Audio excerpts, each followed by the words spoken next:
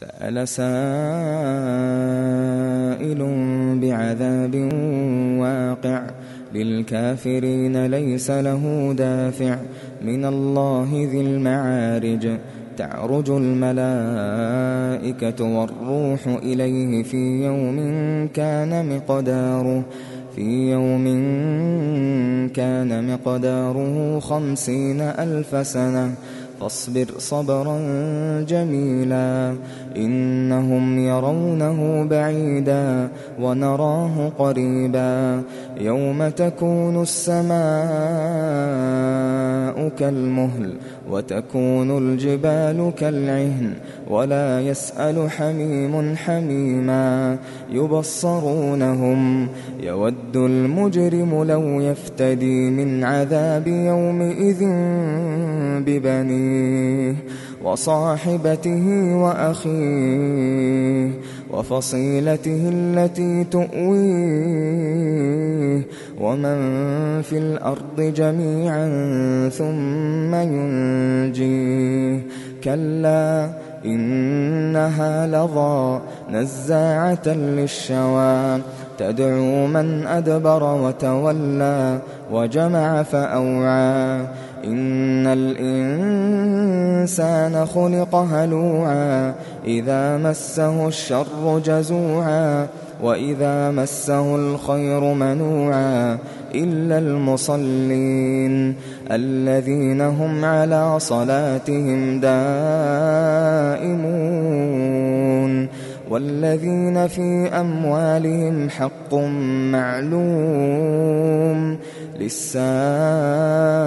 والمحروم والذين يصدقون بيوم الدين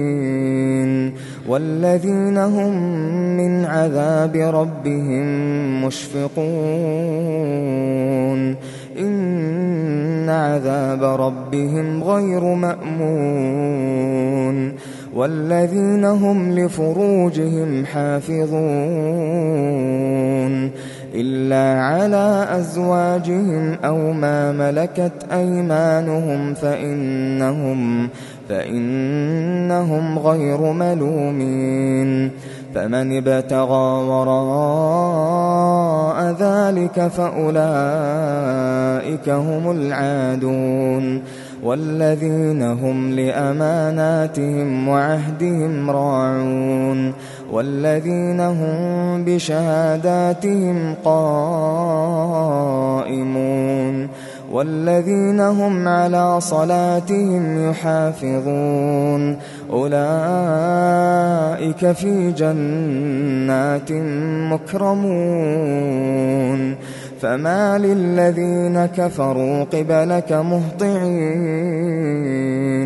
عن اليمين وعن الشمال عزين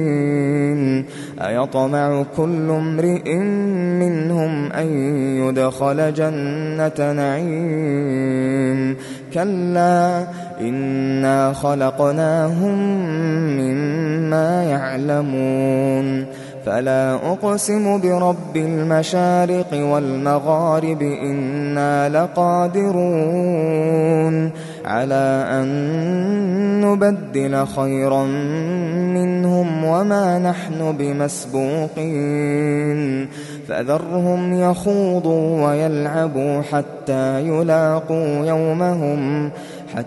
يلاقوا يومهم الذي يوعدون يوم يخرجون من الأجداث سراعا